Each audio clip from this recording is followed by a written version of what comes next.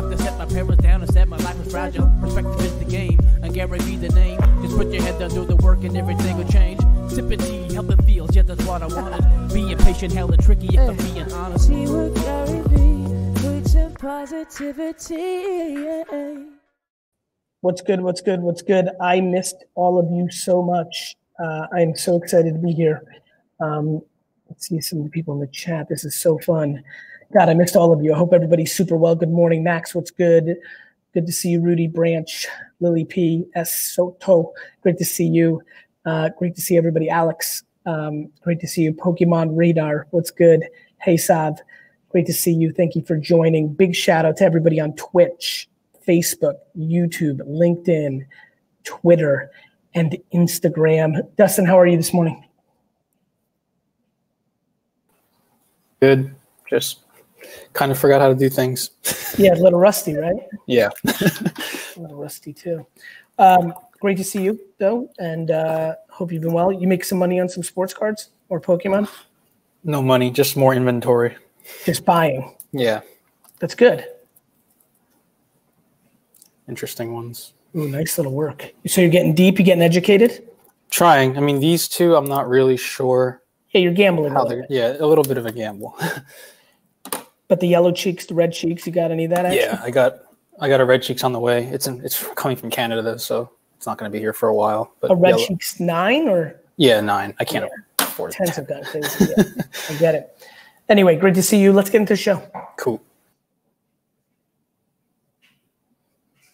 Yo, Bill. What's going on, Gary? Things are good, man. What a background, bro.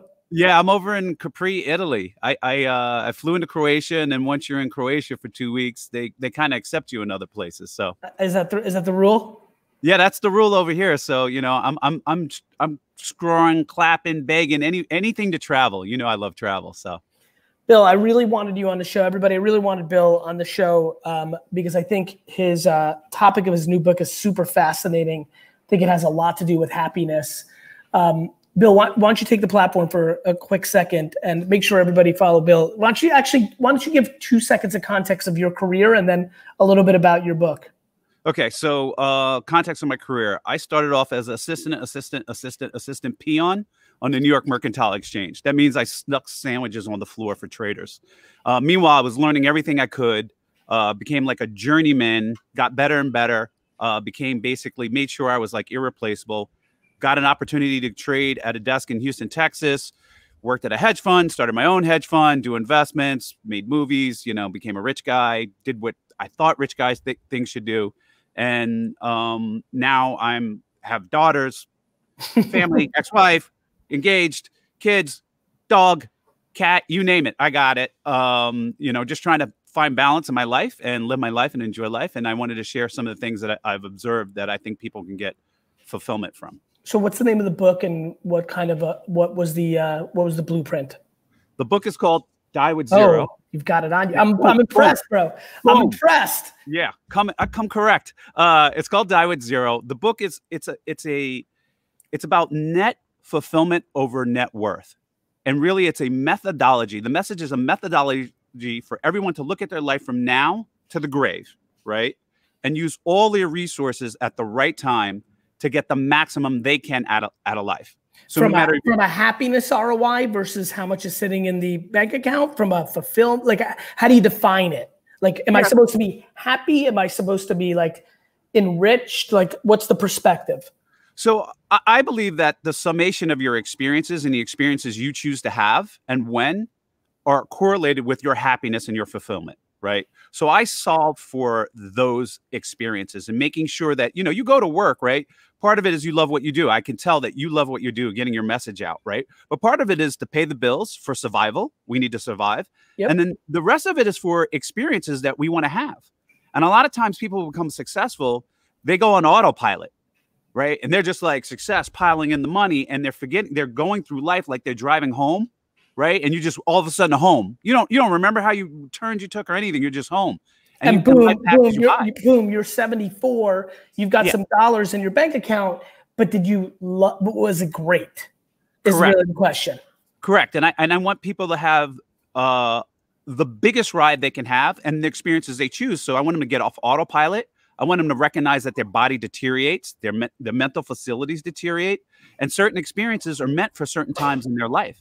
And that means— So is that similar to, a lot of people get mad at me when I talk about high risk behavior in your 20s because it's just more practical to, go for the 3 or 4, so many kids at 22 are like, fuck, I have to get real now. It's over. And I've really struggled with that because I'm like, no, this is exactly the time you do whatever you really think you want to do, because the regret is devastating.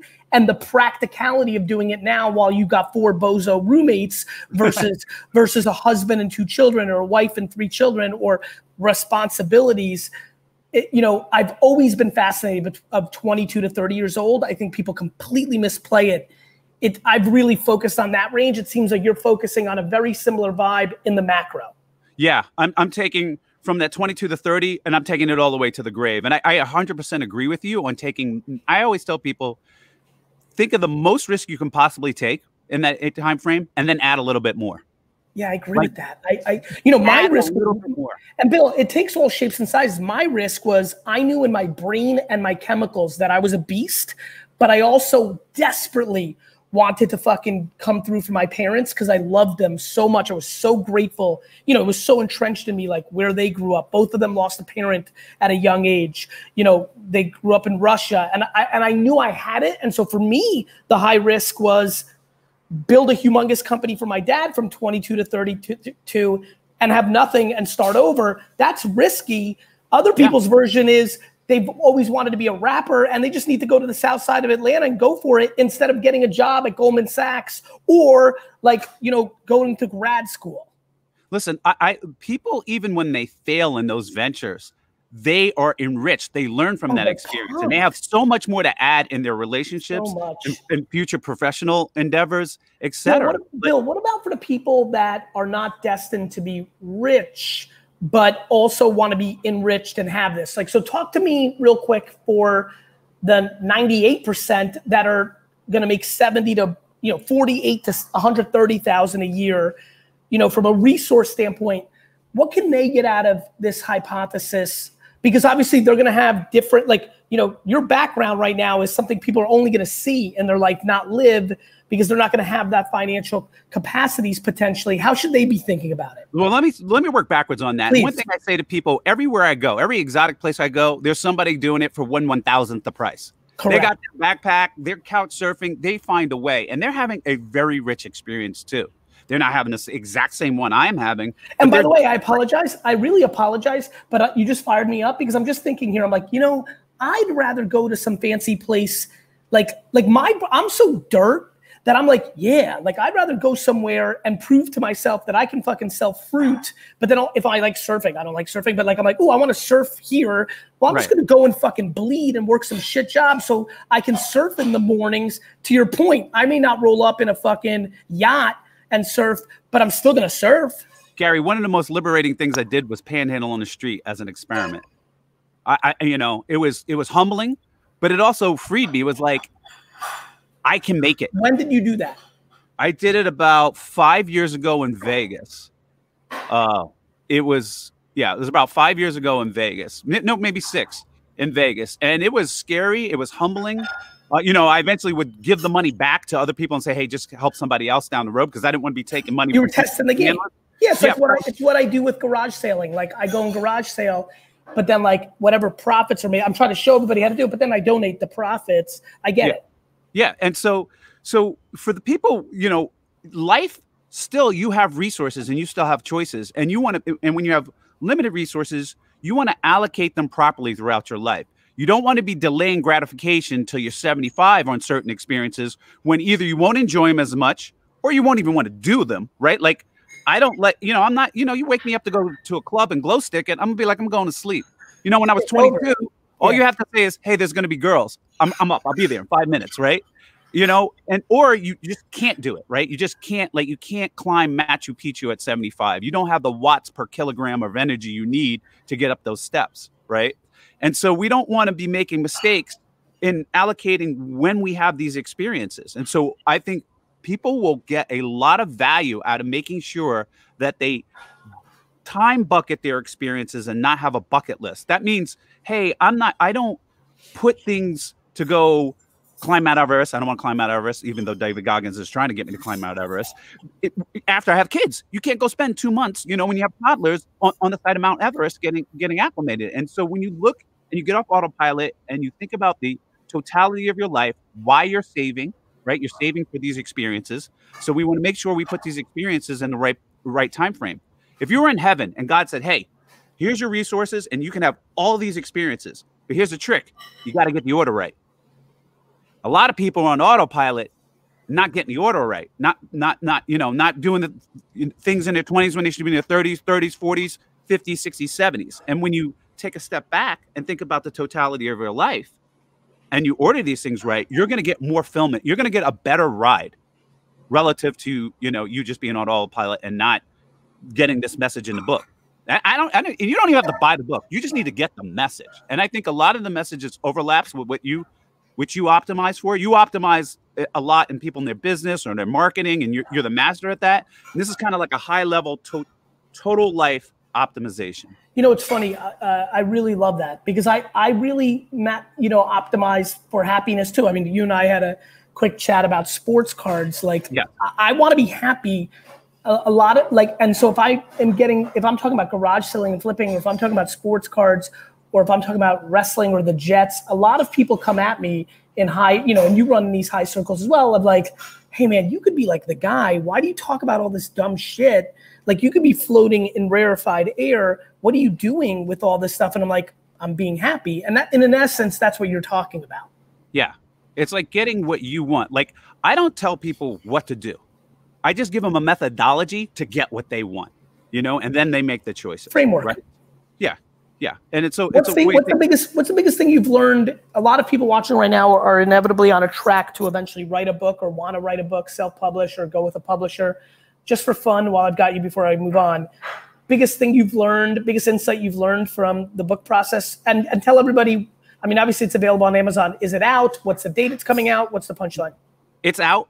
The book is out there. It's everywhere. Barnes & Nobles, Amazon, name it. Independent bookstores, if they're open, you can get it, right? And what's the biggest thing you've learned? I think the biggest thing I learned is to start with the outline. I think like people are like, oh, I got to do this, I got to do that. Once you start and you go through the process of like, hey, I'm going to outline this book. This is what it's going to be. I'm going to reach out to people to help me. If you need help. If you're first time, you need help, reach out for expertise. But the biggest thing I learned is I've been talking smack about this philosophy and this methodology for like 10 years. I'm going to write a book. Finally, my doctor was like, and then it was going to be an app. I was going to make an app to like teach people to do it. And finally, my doctor's like, no, you got to write a fucking book. I've never heard anything like this. And it was a straw that broke the camel's back because I was procrastinating. So the biggest thing is to start and then reach out for help. He was like, hey, I know this person that's an agent or this person that does writing. They'll help you with the outline, etc. Start. Don't be like me who procrastinated, In that spot, but executing in others. Executing in others. You look handsome. The background looks amazing. I hope you're well. And I hope everybody picks the book up. Pull it on the screen one more time so people visualize it. Thank you very much. You're welcome. Are you literal with it? Is the punchline of the book like, hey, don't have money in your bank account when you die, leave a little something for your kids? Like, what's the punchline? Well, it's definitely, listen, the kids are extremely important, and I'm about maximizing my kids' lives too. And the time you want to give your money to your kids is not when you die, not a 60-year-old, right? They're 28, 30. That's when that's going to have the maximum impact on your life if you're going to leave something to them. There's some people like, I'm not giving my kids anything. But like for those that are, if we want to maximize the impact. So it's about deliberate living and deliberate planning all the way. And yes, it's impossible to get to zero. And I give you all kinds of methodologies to not waste your life working for money that you're never going to spend. But it is about using all your resources while you're here on planet Earth to convert them into the experiences you want. So we want to get to zero so we have zero regrets. Die with zero regrets. I love it. Have a great day, Bill. Take care. Thanks for having me. Of course. Before we go to our next guest, just want to give an enormous send of love and compassion to all our brothers and sisters in Beirut and Lebanon. Just horrific visuals yesterday, and just my hearts and prayers go out to everybody and anybody who's got friends or family in that beautiful city. Let's keep it moving. Alex. Gary. How are you? Good to see you. Good to see you. What's Doing cooking? well. Hey, man. I can't believe I'm not on call with you right now. I'm glad to have you on. Yeah. So back, I've been following you for a while now. We met in 2018 in Miami, right? And you had inspired me as one of the few real estate agents at the time with the D-Rock, following me around, documenting, editing, producing. And you told me, said, Alex, you just wait and see. In a couple of years, you're going to have a whole team behind you. And so I really took it to heart. And, fast forward now, we're in 2020, in the middle of the pandemic. And I took my real estate business. I joined a partner with a venture-backed real estate brokerage called Side here in Silicon Valley.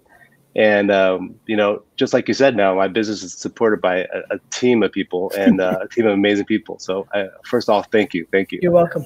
What can I answer for you? So Side's model is it basically empowers top producing agents by taking their best interest at heart.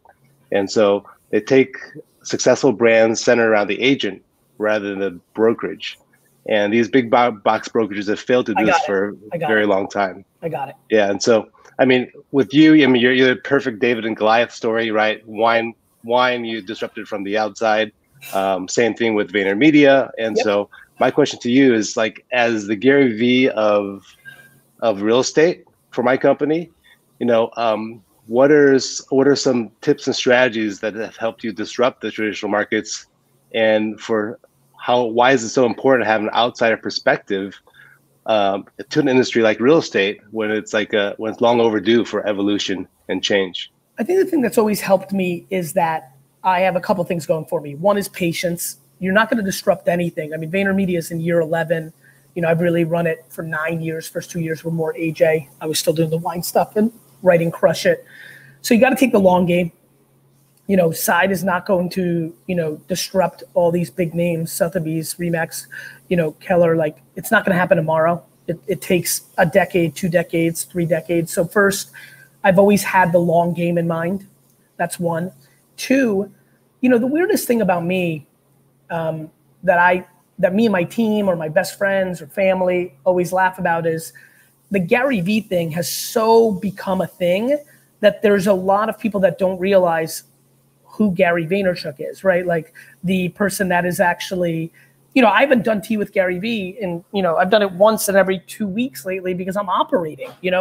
Nobody's watching me when I'm on the phone right now at 8:30 in the morning, 8 to 8:30 in the morning with, major executives in Dubai, or from 8:30 to 9 when I'm having a finance meeting and making decisions on, restructuring our debt. And, they don't see the operators. So I think the other thing that has made me disrupt the wine and marketing industry is actual operational talent, like genuinely being a businessman, not playing one on Instagram, right? And so I think, and it's really worked for me in a lot of ways. Like, I feel like people continue to underrate me. I can't stop talking about sports cards right now. I don't know if you ever grew up collecting those, Alex, but you need to get re-educated.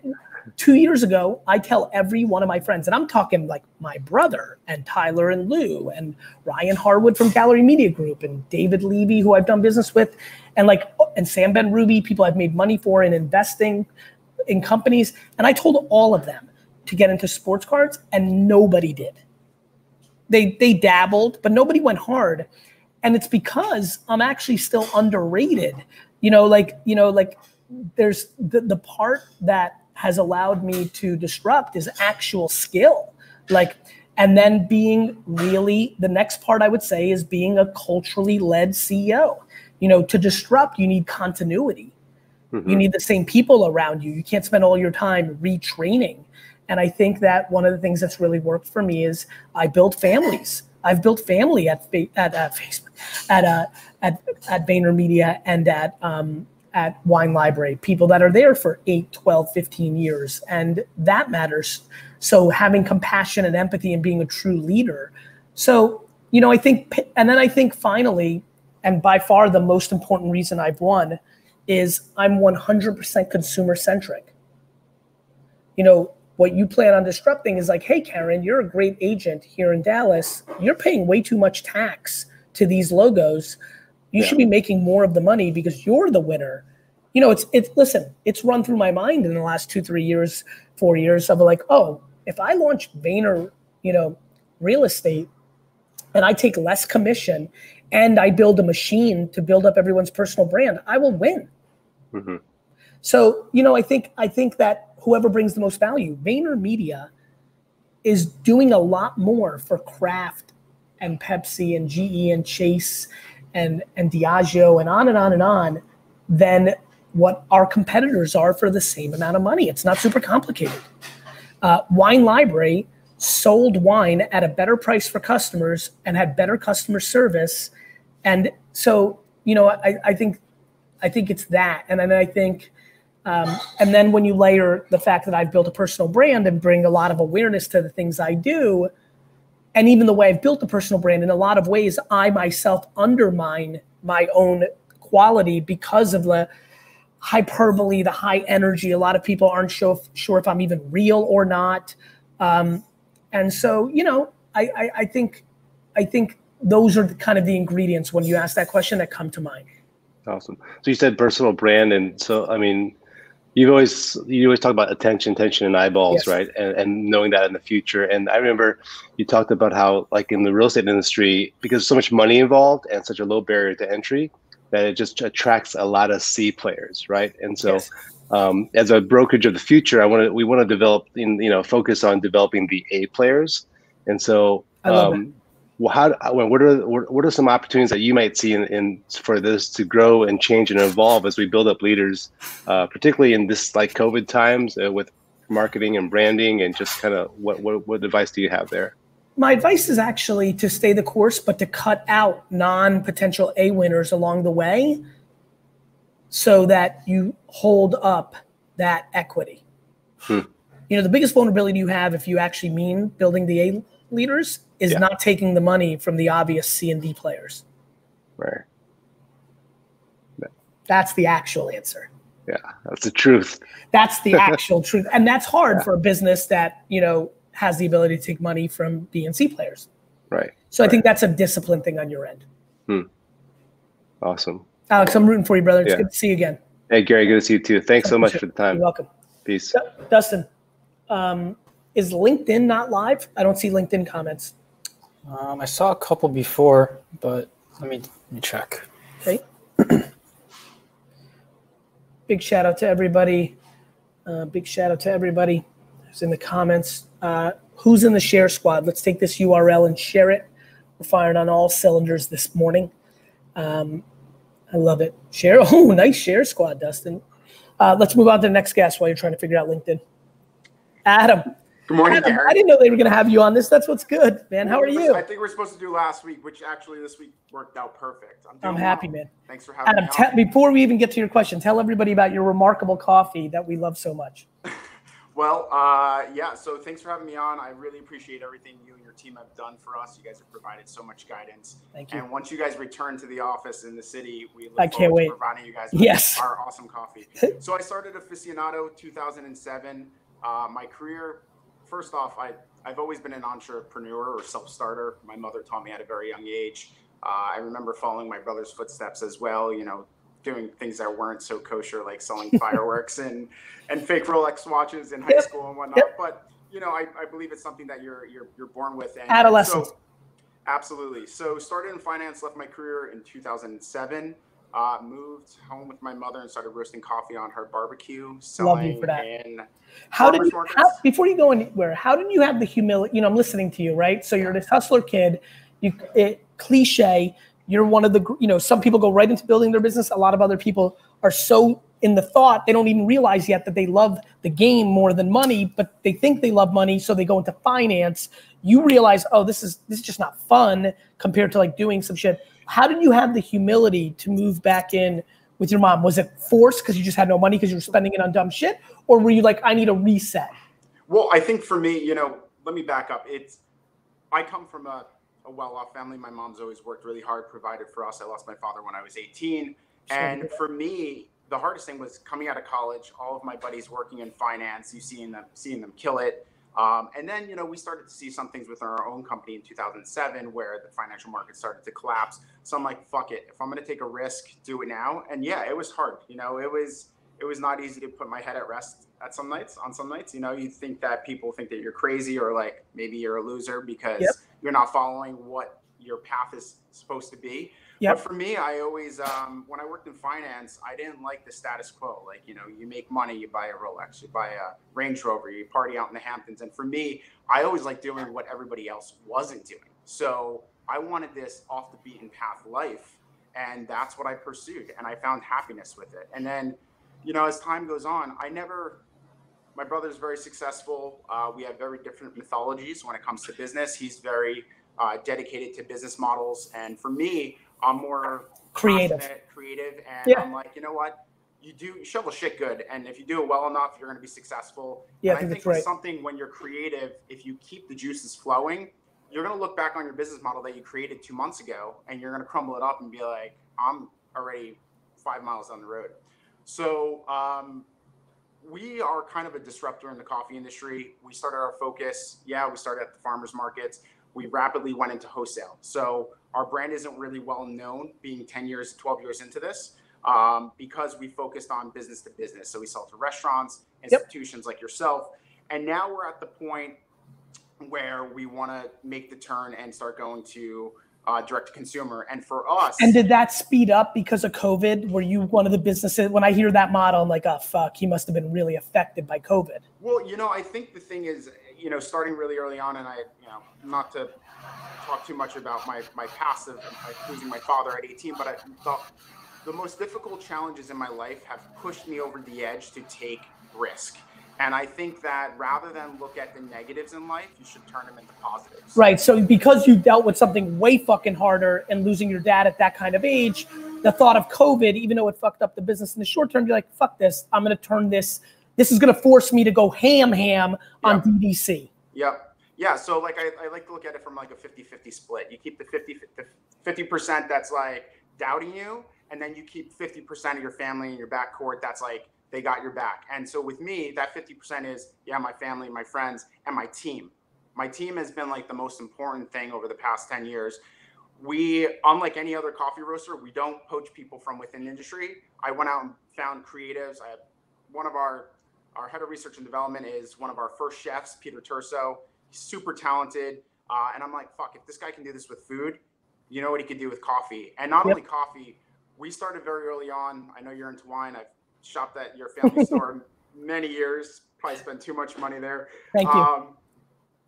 But I have a passion for wine. And what I learned really early on is that the coffee industry is like 50 years behind the wine curve. So I started, last year I took my mom down to Argentina with a bunch of coffee farmers. We hung out with agronomists, and we learned that we can apply all these applications from wine to coffee to get different flavor profiles and do all these different things, have better production. And so we've basically looked at the company as like an onion and peeled back every single layer and said, what is everybody else doing? Let's do the complete opposite and do it thoroughly. And rather than just talk about it, we started filming all of our farm tours. I go down to each one of our origins annually, besides this year, unfortunately. And we tell the story. So there's no bullshit. And so we've become like this disruptor. One of our biggest clients in New York, Major Food Group, they call themselves the disruptors of the food industry, and because they do things different and they don't give a fuck what else everybody else is doing. And so it's taught me so much. And yesterday, actually, Peter Turso, my head of research and development, said, we've kind of become this company where at the farm level, you can give a man a fish, he can feed himself for a day, the old Italian proverb. You teach him how to fish and he'll have fish for a lifetime.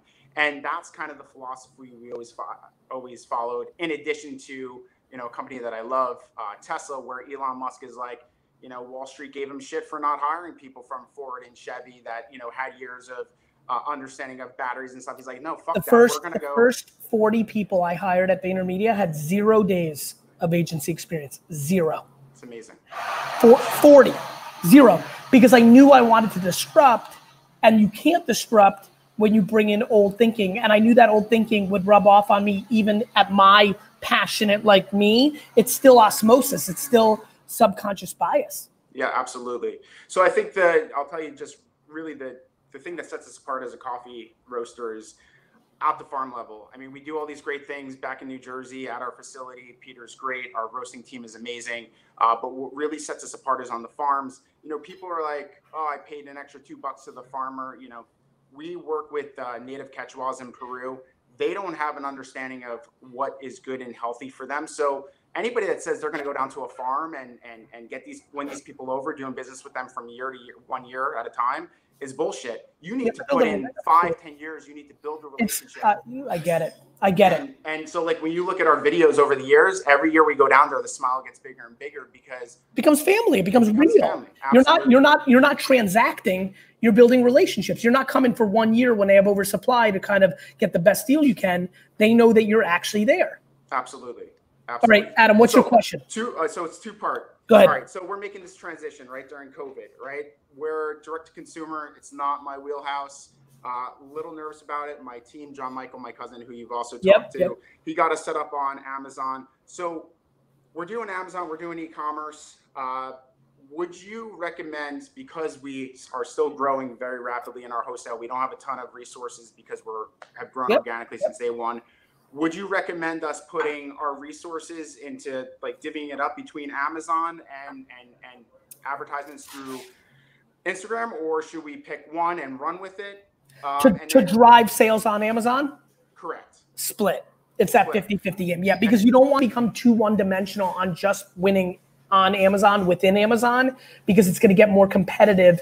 And if you can drive down from other areas, it gives you leverage to not be stuck in that garden wall of just Amazon. Sure. And then one last thing. So being the king of content, we have a ton of content. It's kind of all over the place because we have content from the farm, we have content from roasting, we have content from our wholesale, direct to consumer, and our Instagram. We just started focusing on it in the past year. It's kind of all over the place, but it's a story. Is that okay? That's more than okay. I think the biggest issue for most people is they're too romantic about this ideological cohesiveness on their social. Awesome. I mean, go look at my social.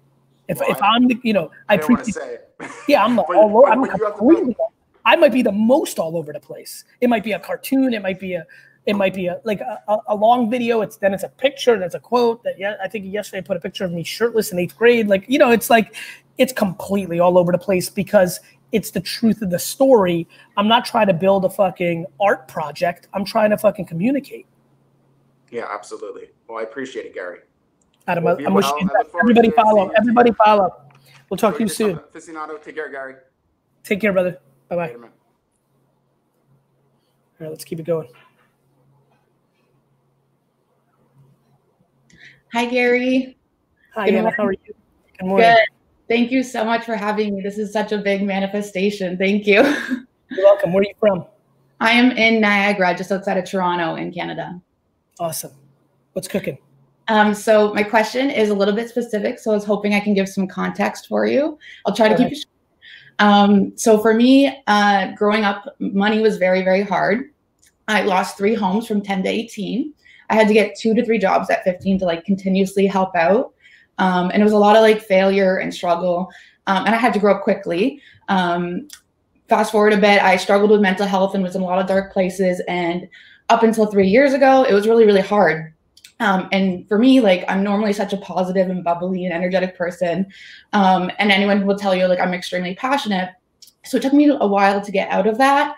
But then I found you and I stuck my head down and started working on what I really, really want and what I want from life and happiness and work and everything. And I became the young, tall, blonde girl that was always working. She was at hotels, restaurants, bars, and I became a manager really quickly because I love to lead. I love to do what I'm passionate about and share that with people. And I developed this love for the hospitality and events industry. So went to college for it. And that's where everything got a lot more stable for me. I still worked 3 jobs because experience was value. And I found out that I truly loved what I do and I kept wanting more. I wanted to do big things. So I got involved as much as I could. Fast forward a couple more years, I got a full-time job managing at a large event venue and it provided me a ton of opportunities. So I started a side hustle. So I ended up managing social media and marketing for hospitality and event professionals. And it really like in 1 year, it took off so quickly. So I joined teams with 2 of my bigger clients in events and wine, like you. And now I find myself like wanting to grow my personal brand on Instagram because everything's been going so well. I want to share my experiences for other people in the industry. And as well as I always have a million projects on the go. I ended up becoming a manager with the Wine Expert. And then also now I'm teaming up with the other client and we're actually becoming business partners to start our own luxury event planning service. And I truly love it all. Like it all makes me so happy and I love what I do. But my question is, I have all this motivation and I love to work. Like I work day in, day out. And I wanted to ask, how do I find balance when I have so many passions and I want to make all of them big? Patience. Okay. When you're talking, I'm like, oh, this is the blonde woman version of me, right? like I also had all those things that I wanted to do. But what I did, like what you did, which I admire so much, was first I created a stability. Mm-hmm. And then at 34, I started Vayner and the way I looked at it was to build a platform. Okay. And now I'm 44 and things like Empathy Wines can happen. Other things will happen over the next decade. And so I think the biggest issue you probably have is what almost everybody has, which is when you have ambition, it's awfully hard to also have patience. Yeah, that's how I feel. It's like I want to do all these things and I love them. I feel like for whatever reason, luck of the draw with DNA, circumstance, maybe seeing my parents, just work forever and event, I don't know what, but I was gifted with extreme patience and extreme ambition. And I think that I've come to realize, especially in my early 40s now, that is not as common as I would think because I had it. And I think that what's hurting you is your own judgment on yourself. Yeah, definitely. and that comes from lack of patience. Like, give it time. Mm-hmm. You're a young woman. You really are. Give it time. Give it time for these things to manifest. And also understand that one of those 3 things may fail. Yeah. And that's okay. I try to take, like you say, like failures is better than winning sometimes because you learn so much from it. 100%. And as long as you give the right intent and did it the right way and went about it the right way, then you're in a really good spot. It's just, patience is hard because it's important. Yeah, I definitely feel that. People are like, Gary, patience is hard. I'm like, no shit, because it's the fucking core ingredient to success for most people. Yeah, and I feel like everything for me was like hard growing up, and now like in my 20s, like it just kind of started going positively. So I'm like, go, go, go, go all the time. Because I'm like, because hardship in youth a lot of times is a secret to success. Okay. Like you're such a go-getter because you had such adversity to stability. You've created stability so quickly because it's what you yearned for because you didn't have it. Most people actually have it as a child. Some have too much of it, which actually makes them the reverse of you, which is entitled and soft. Yeah, definitely. And I have like all these experiences and these stories, and I find myself being able to like motivate other people, and I want to focus on doing that, and I want to focus on making my businesses matter. Me too. And I've been doing it, and I've been doing it every day since 2006. Yes, I just need to be patient. I feel myself feeling like rushed all the time. Why? That's the question, I guess. Why? To whom? Whose affirmation are you looking for? Right. Who are you looking to say that you did it? Yeah, definitely. I guess myself, like I genuinely am so happy with what I'm doing. I just have to be more patient with it. Yeah, and take a breath and be like fucking grateful. Yeah. 100%. Like here we are, right? Like look how quickly you've been able to, sometimes people with tough childhoods don't really get to that place until their 40s or 50s, which is still remarkable off of that starting point. You've been able to do it so quickly. You were gifted with talent and you were trained and circumstanced into hard work. And here we are.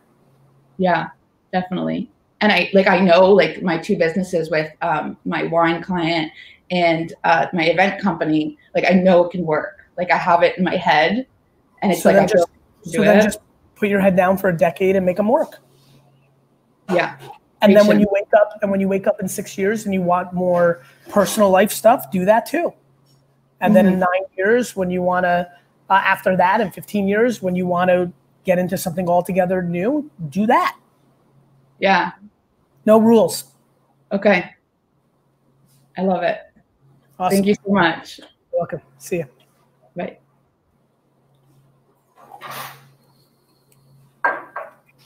Gary Vaynerchuk, what is good? Buenos dias. Buenos dias. How are you? I'm well. I'm blessed. I'm alive. I mean, you know, can't complain. Can't complain. What's your name and where are you from? My name is Mahogany Navrat. I am from Atlanta. I shot my shot on Twitter, and I thank you so much for replying. That was You're awesome. welcome. Yeah, I like ugly cried for like 20 minutes that morning. Nothing's more fun than me reading my Twitter and just randomly saying, yes, you can be on the show, or you want to meet me one day? Well, here we are. So, Maganina, such a pleasure. What can I answer for you? All right. So I'm going to give you some, backstory. Just same as you, immigrant parents, upbringing, came from up here from Mexico. Ooh, repping my Mexico shirt today. And they were just coming, much like your parents, trying to get a better life, trying to do better for their kids, this, that, and the third. And I still have memories of like going out in California, collecting cans with my mom so that she can get the money for the recycling. Yeah. I used to walk to Kmart with my mom for 5 miles because we didn't have a car. We walked 5 miles. Been there. And I was like super soft. I would like cry and my mom would have to carry me while my 2-year-old sister was just like trucking it. Big shout out, Liz Novello. Go ahead. But yeah, so I've always kind of been like an outspoken person. I mean, clearly I'm not shy. So it's great energy. Thanks. And epic lipstick, by the way. You brought the lipstick game for real. I had to do it with, I'm not an artist for nothing. Like, I'm not going to come out here with no bland looking face. Shout out to Wet and Wild. Wet and Wild. Is Wet and Wild the name of the water park that I loved as a kid? Anyway, go ahead. Okay. So yeah, I have always been about taking chances, betting on myself, and just fucking going for it. Of course, as a kid and as you get older, life kind of beats at you. Experiences kind of come at you. Because we're all born without ability. Like, I can fucking do anything. Like, when we're babies, we're like, I'm the cutest fucking thing in this room. Somebody coddle me, like, now. So I buy that. Keep going. Yeah. So when I was in 3rd grade, I was one of the teachers. We had an assembly, like every elementary, they have the little assembly things. Like, it was a show.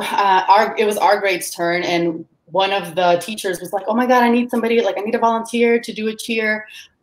And I was like, "I'll go," not realizing what I signed myself up for. It ended up being me on stage, little 3rd grade Mahogany holding a microphone. I'm like talking, and then the freaking microphone dies, and it's not even on. The whole cafeteria laughing at me.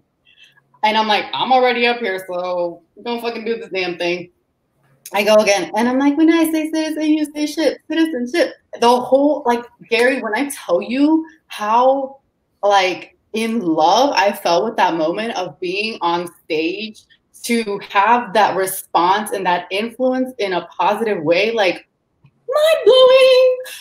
Yep. So I'm very, like, it's always been a thing of mine to be a motivational speaker just because of all the things I've went through. Later on, fast forward to like high school, I got into art, heavy. Not that art, but actually airbrushing. My mom, thankfully, she was more concerned with my work ethic, my character, my dad as well. My dad preached interpersonal skills. He said, if you are not gonna get good grades, look, that's one thing. You have to be a good person. You have to be, so that when you go out into life, you are a good mother, you are a good employee, blah, blah, blah, blah, blah. Yeah, so I have so much love and respect for my parents. Like, literally they've just influenced me so much, and I'm so grateful for them. I I did the airbrushing thing. I ended up getting paid to do other people's projects in school. So I still have like the little invoices that I made myself. I always had that hustler mentality. I was like, you know what, fuck it. Like, I'm more concerned with making money anyways. And my parents were cool with it. So, when you talk about, taste during your 20s, you're looking, Gary, at the epitome. At the taster. At the taster. Yes, literally. Okay, so I'm gonna go with rapid fire here because this is gonna be a lot. Left high school, tried to do art school. That failed. Community school, that failed. Marine Corps, that failed. Went back and did massage school with the money I got from the Marine Corps for doing just boot camp. I know about the yellow footprints, so hey, holler at me. After that, I bounced around from jobs to jobs. Job to job, became a special needs teacher, legal assistant. You said what now? I was saying you were searching. You were tasting. You were searching. Yeah, my mom kind of got on me about that. She's like, She got impatient. Yeah, she's like, you gotta pick something and stick to it. Get a job with benefits. I'm like, oh, I don't want to. So I just, I kept trying things. I got married, like I said. That was not the healthiest relationship, and still to this day, I still have contact with him, or he tries to reach out to me. It was an abusive relationship. So I will say, ladies, guys, whoever, wherever you are, if you're in a situation where this person is keeping money from you, physically hurting you, abusing you mentally, physically, whatever, make a plan. And please, I beg you from the depths of my soul, get out. It is not worth it, especially when you have kids. 100%. It's not worth it. Yeah. And I think from that marriage, I do have a beautiful little 3-year-old. And he's tried to reach out to see her, but I'm like, you weren't there for the divorce, but now you want to be there out of nowhere. Bruh, bye. So that's been a kind of come and go type of situation. I just block it and keep it moving. Haters are gonna hate. I mean, Jesus had haters. Hello. You're just going off, Mahogany. I knew you'd like me. Like, I love you. What can I help you? Like when you really think about it, where do you want to put the energy? So, okay, and that's where I'm at now. I left my corporate job not too long ago, about 2 weeks ago. Literally the week I landed this. I had prayed about it for a while anyways, because of COVID, my youngest brother being special needs, he was going to need somebody to be with him to teach him. My mom isn't able to just because she works nights. So during the day, she's trying to sleep. So I was like, okay, so I can kind of do that. But then I had to quit my job. So I'm doing art now, and that's kind of what I've been pushing. I'm trying to kind of see how long that can hold me over. I do have my website somewhere. It's just mahoganystudios.com. My Instagram, you can check it out. It's all over the place. We got you all over here. Yeah. It's all over the place, but I definitely I have other interests as well. Like I said, I would love to be in the future like a motivational speaker, and I understand that I can't divvy out my energy into 6 different things. It's just not going to work. Why? Like, I don't know, because there's too many. Why? What's the difference between 6 and 4 okay. and 9? And more importantly, Mahogany, what are you aiming for? Because I would tell you that you could divvy it to 6 things. You may not find the financial impact, but you might end up being wildly happier. I mean, you're clearly an intriguing individual. No, seriously, in a good way. Like, you've got crazy energy, and like, when I hear that, I say, you could do 6 things. It might look like the following.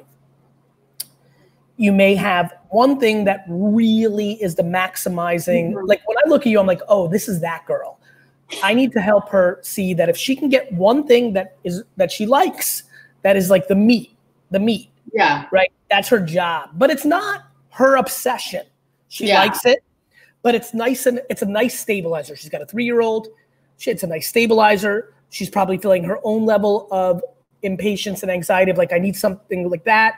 And then no. See that I will say you're Good. I am patient as fuck. Good. I'm not. Good. I'm only then your comment of I can't do 6 things makes no fucking sense to me. Then no, hear me out. Hear me out. If No, you're hear me out. Look, I'm trying. It's with GaryVee. You're more than welcome to do mornings with Mahogany, but this ain't it. So Okay, I'm listening. Because I'm coming with real love here for you. No, yeah, I really want to hear you out though, seriously.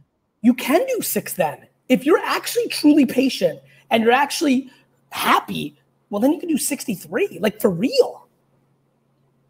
Because you've decided you can't on 6, but I don't see it because you don't have the other variables that make people struggle with that. I think you can. Why not? Because your mom said so? Because you are tired? Like what? I feel like because I want to basically, because kind of like how back to what you were saying about it being like the meat, I feel like I want to give and pour in so much 100% into everything, and I'm not going to be able to. Like, for example, for like the motivational speaking, I put up videos on my Instagram for the art. Like I have my website. King actually did my website, by the way. So that was awesome. And for September, I'm actually starting real estate school. So that's something that I'm going into doing with my brother, David. So awesome. Shout out to David. Yes.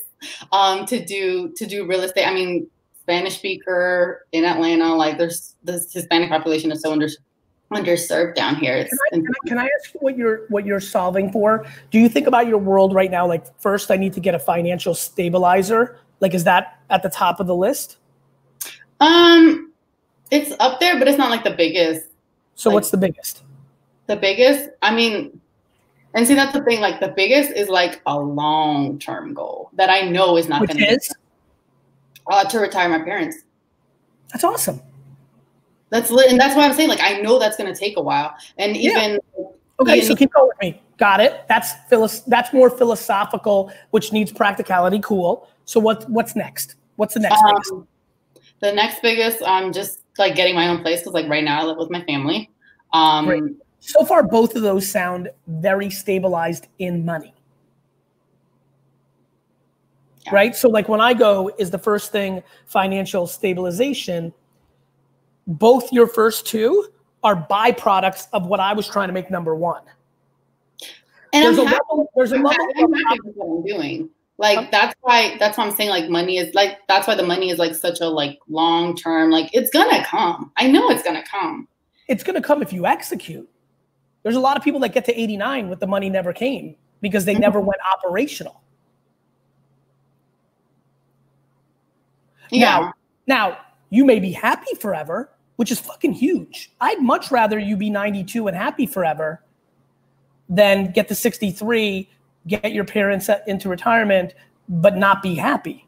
No, yeah. And that's like, especially now that I'm getting older, like I always told myself like, oh yeah, like I don't want to look back and have like my daughter be the reason I didn't pursue my goals or she slowed me down or this, that, and the third. And she's definitely not. Like, good news.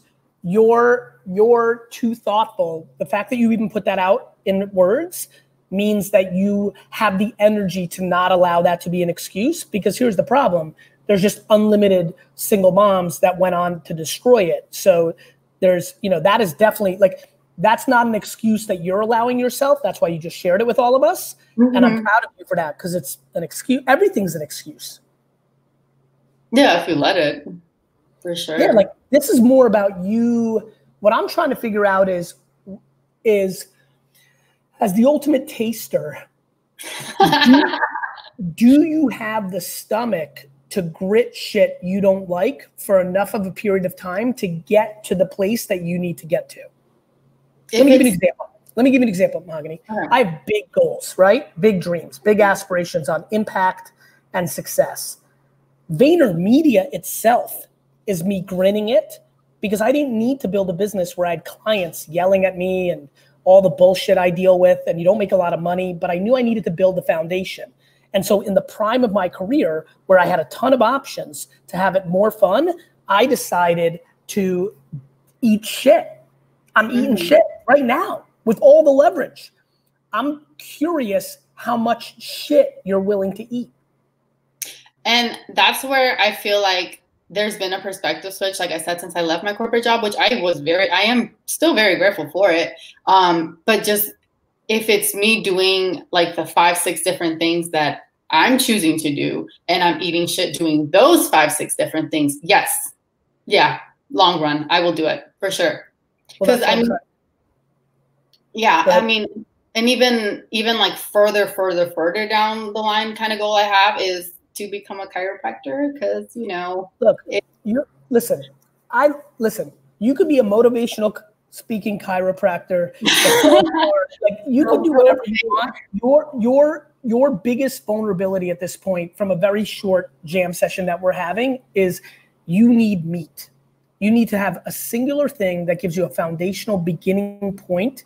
I think the reason you can do 6 things is, to your point, if you get a 9 to 5 as a receptionist in a chiropractor's office, because one day you want to be that and you'll learn through osmosis and you'll make relationships, but that starts to give you the financial foundation to actually move out, because you said that was your goal. You can live with your parents your whole life. I think it's fucking fresh. I'm starting to think that I want to do that. Like, it's so fun. But you need to realize that you need a foundational piece, and then you need to let all your other chaos happen. I have a foundational piece. Mahogany, I don't even want to tell people how much time I'm spending on sports cards right now. I'm on fucking eBay 24 hours a day. Like, I'm in it, but it's the meat that is allowing me to be, oh shit, I'm hot on sports cards for 6 years because this is the moment. Oh shit, I'm going to go, start a sneaker deal with K-Swiss. Empathy Wines, Vayner Sports, still building. Congrats on that, by the way. MMA. All that comes with having the foundation. You need a foundation, and without it, you're gonna struggle. I'm telling you, you're gonna struggle. You need a singular thing. I would make that thing very strategic to all your other ambitions. Why can't you be the art director for one of the 50 biggest motivational speakers in the world? You clearly have artistic talent. Right? Why can't you be the creative on, you're in Atlanta. Why don't you reach out to Sarah Blakely, who's a fucking G? She's the founder of Spanx. Her husband, Jesse Itzler, is a Vayner speaker. He's a G, created Go New York, Go, that song for the Knicks back in '94, and many other businesses and books and all that. Why can't you reach out to her and say, I want to do creative for you? Because now you're in the osmosis, in the cocoon of a motivational speaker and a business speaker and a G female who lives in Atlanta. Like, that's how you have to think. That's a good $45,000, $50,000, $60,000 a year job for you, because it gets you to move out and you start saving a little bit and you're making relationships and you're a young woman and you can do all those things over the next 40 years. I love it. I love it too. Yeah, I'm so down. Listen to me. You will lose. I'm telling you with all the love of my heart, you will lose unless you right now use this moment that you manifested through action. You didn't fucking, how many people are like, how do I get on TV? I read the comments as we speak, and everyone's like, how do I get on TV with Gary? Go on fucking Twitter, ask me. Like, text me on 212-931-5731 and ask me. People are like, how? Well, how do I do that? It's called Google, motherfucker. Google it. Figure it out. You figured out how to get on this show. You need to figure out how to get you a real stable job that pays you enough to do the things you want, that you like enough, but is strategic for what you want to do in life. What you did to get on this show was action, not pontificating. I want to retire my parents. I want to chiropract. I want to, you need action, but I think the practical execution is action that is strategic to your wants. I love those wants. When I just did that whole thing, I'm not dissing your wants. I'm fired up about your wants. I just want you to get something practical as fuck. Right. That is foundational to get to those places. Work 9 to 6 for Sarah Blakely or some other, person that you want to be like in fucking Atlanta, which is unlimited fucking G's in Atlanta. And then at 7, 8, 9, 10, 11 p.m., do side things, art, watch chiropractor videos. But you don't have the stake. I don't. And You might be too cozy with the infrastructure you have. It might be nice to have mom help out with the little one. I get it. I have empathy. I'm not fucking judging. I get shit. But you need to figure shit out for you. For sure. I completely agree. You said to me, I want to fucking retire my parents. I want to move out. You need fucking money. Yes, very true. I want you to get a job that pays you money, but is also strategic to all the wonderful energy that you have. You get it? Yes. That's it. Not maybe I'll love teaching special need kids. Maybe I'll love being, maybe. Yeah. Not maybe. I feel like I've tried enough things to know what really resonates with me. You need to go work for a motivational speaker or a chiropractor, period, end of story. I'm ending it with that. I got to go. I love you. See you. Bye. Can I get a follow, please, please, please? Yes, please. You can. Mahogany Studios. Got it. All right, Dustin, get us out of here. Bye, Mahogany. Thank you. Everybody. Thank you. Lebanon, big love for all of you. All of our hearts and prayers are with everybody from the incredible city of Beirut. I really genuinely enjoyed all of you in the comments today. Please hit me up on Twitter right now, GaryVee on Twitter right now, and tell me what's good.